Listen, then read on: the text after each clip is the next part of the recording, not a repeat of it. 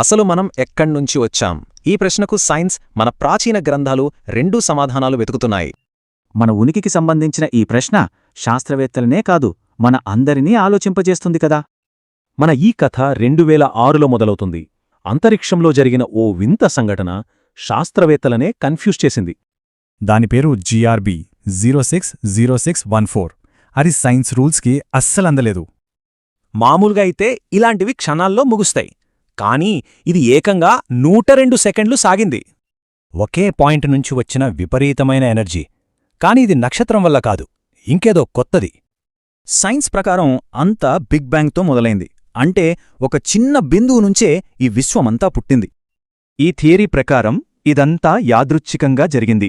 దీని వెనుక ఏ ప్లాన్, ఉద్దేశ్యమూ లేదు. సైన్స్ ఎలా జరిగిందో చెబుతుంది, కాని ఎందుకు జరిగిందో చెప్పదు. ఆ సమాధానం కోసం ఇంకెక్కడో వెతకాలి. ప్రతిదానికి ఆపోజిట్ ఉన్నట్టే బ్లాక్ హోల్స్కు కూడా ఉంది. అవే ఈ వైట్ హోల్స్. ఇక్కడే అసలు ట్విస్ట్. 2006 నాటి ఆ సంఘటన ఒక వైట్ హోల్ లక్షణాలతో కరెక్ట్గా మ్యాచ్ అయింది. యాదృచ్ఛికమా? సరే, ఇప్పుడు ఆ ఎందుకు అనే ప్రశ్నకు సమాధానం కోసం వేదాల వైపు చూద్దాం. అవి వేరే కథ చెబుతున్నాయి.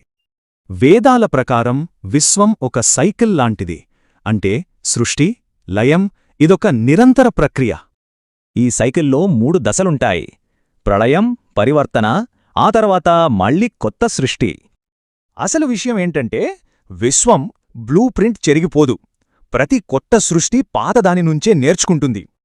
వేదాల ప్రకారం సృష్టికర్తలు కూడా చాలామంది ఉంటారు. ప్రతి సౌరమండలానికి, గెలాక్సీకి ఒకరుంటారు.